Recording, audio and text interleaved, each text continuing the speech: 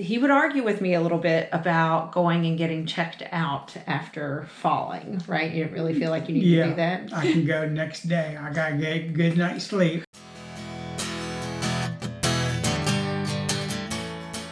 Hi, I'm Paul.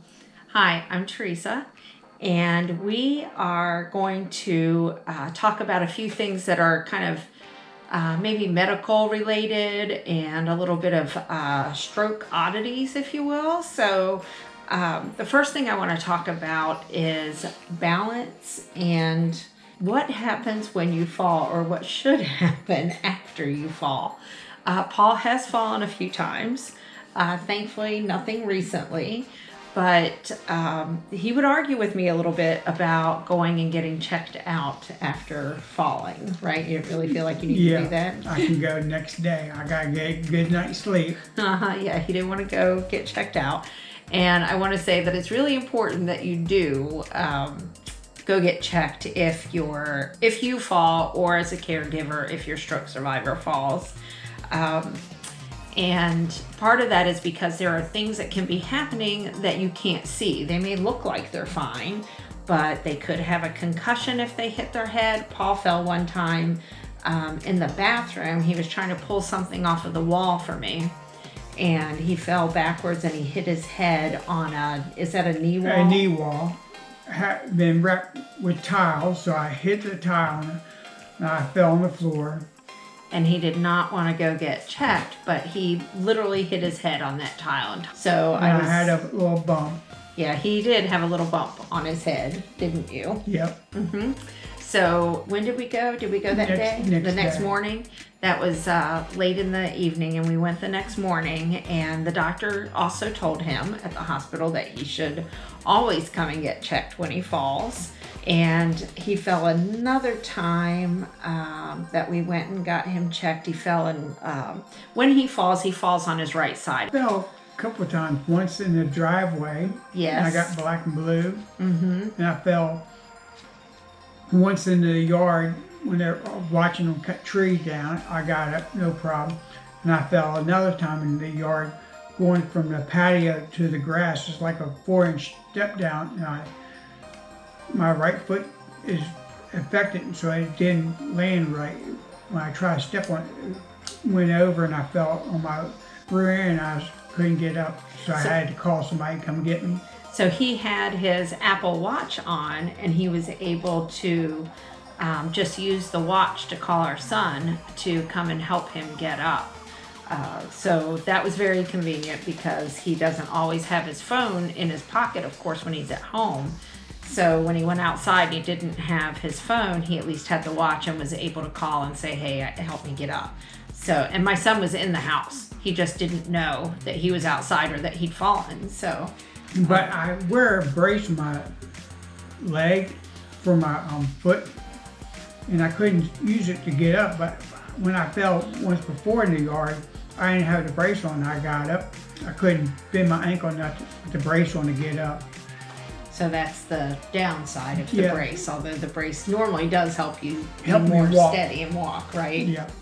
So anyway, it's very important that you get checked if you fall. And something else that I didn't know about that a wife of another stroke survivor shared with me recently is that sometimes when you have a jar to the head, so when you fall and you hit your head, it can cause the onset of something called BPPV, which is a type of vertigo that's related to the crystals being dislodged in your inner ear. So if you fall and hit your head and you have dizziness and you go and get it checked, but you don't have a concussion or another reason for it, it's possible that that could be a reason that you're experiencing dizziness even though you don't have some other issue. So I just thought I'd share that because I did not know that and had not heard that before. So 1, always get your falls checked, and 2, just know that you could have dizziness because of inner ear issues and vertigo that gets created from it. But you can't diagnose that and can't know that, so you have to go and get it checked, right? Yes. Yes, right? Yes. most like the next day. No, the day you fall. Oh, okay. The day you fall, you should go get it checked. The next thing I wanted to talk about real quick is just somebody asked a question recently about bowel movements not being regular for stroke survivors. And that is true. That is a problem that stroke survivors can have, because it's just like the rest of your body that isn't functioning properly, right? When you have, like in Paul's example, he's right side affected, right? So he has right side paralysis, but that includes all of his, inner body parts too that have paralysis, and his bowel movements were not regular, and the doctor suggested that he take Miralax, and you take that twice a day, I think, right? Yes. So he takes it twice a day, morning and night. And the reason that we do like Miralax rather than a laxative is because Miralax is not habit forming. Another thing I wanted to talk about are emotions after the stroke. So Paul was very emotional after his stroke for several months, probably 6 months after the stroke. He was still very emotional. At first they said, it's probably depression, and why wouldn't you be depressed, right? Your whole life has just changed. And that's very frequent and a kind of a natural thing to happen with stroke survivors, is for them to go through a period of depression. So while he was in the hospital after having the stroke, they did start him on a depression medicine, but he was still having these crying bouts, and it wasn't that he was upset about something. He would just start crying, and I would say, what's wrong? Why are you crying? And he would say, I don't know. Do you remember when all of that was happening? Not really. No? Okay. So one day when we went to the appointment at the rehab doctor, we really like the nurse that's there. She is really wonderful, and she's very friendly. And she came out to get us, and she said, "Oh, how are you doing today?" And Paul said, "Fine." And then he started crying. So she said, "Does this happen a lot?" And I said, "Yes, it does." And I said, he says he doesn't know why he's crying. And they had me fill out a form that asked some questions around like times that he would get emotional and what types of emotions he would have.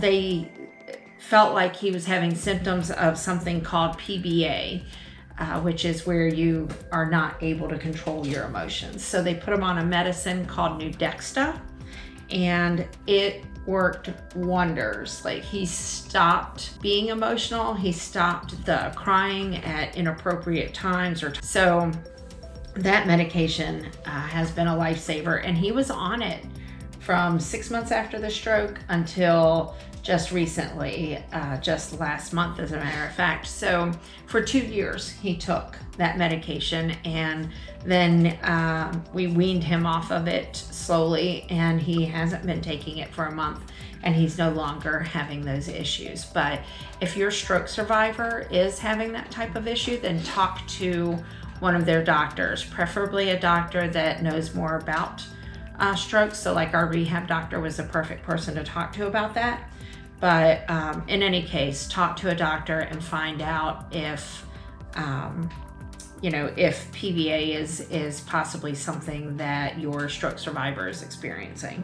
So the last thing that I wanted to talk about today is just weird stuff that happens when you've had a stroke. And by weird stuff, I mean like there's just really odd things that happen that are indications of things that are connected in the brain that you don't even realize are connected.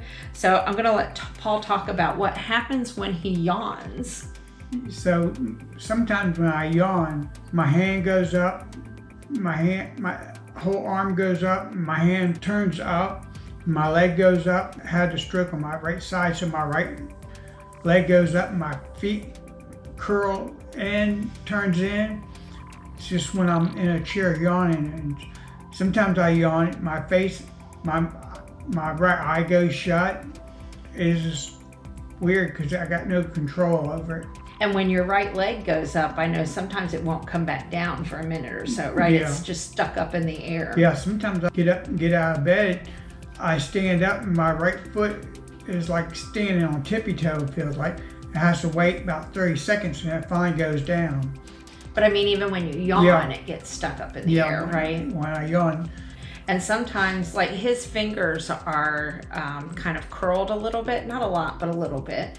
And it's hard to open them, but sometimes when he's laying in bed in the morning, I can actually open his fingers, like his hand is kind of soft at that point. And we have a BioNest hand device where she puts it on my hand, but if I'm yawning, you might as well forget it because my hand tightens up so tight.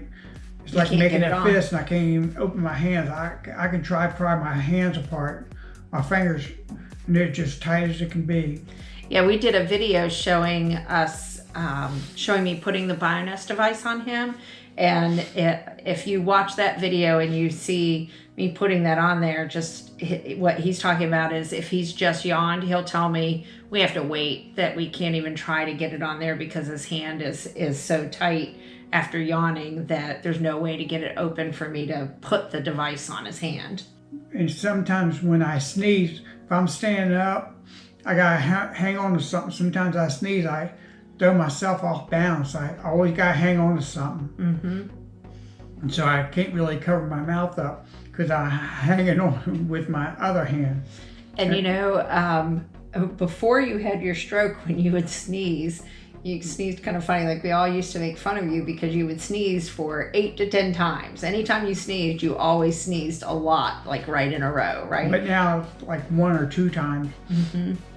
And it was a long time before you could sneeze after the stroke, right? For the longest time, you couldn't even sneeze. I can't sneeze all the time. Like I sit there and it goes away. It's hard to sneeze now. Mm-hmm. Strokes do weird things as far as the connections. I have my stroke on my right side, so everything on the right side sags. Like my face sags, my head got pulling my head to the side, my shoulder and everything like leaning down. It's hard to. You always got to keep pulling yourself up. Like, what was it you were telling me just yesterday, that you feel like your head is heavy? Yeah, like right side of my head's heavier. Like I want to lean that way or something like that, and it put pressure on me, and my neck gets sore because I sit too long, and half my head is muscles working, and the other half is like leaning down, so it's putting pressure on my neck. So if you're sitting too long, what does that mean you need to do? I gotta stop and go rest and put my head up and try to stretch my head out. So do more stretching exercises and get up and move around more often, right? Yes, I do. Yeah. Got anything else to add about weird body stuff that happens? No, not right now. That's about it, huh? Yes. Okay. All right. Well, we hope that you guys found this information helpful, and we'll see you next time. All right, this is Paul. Thank you for watching.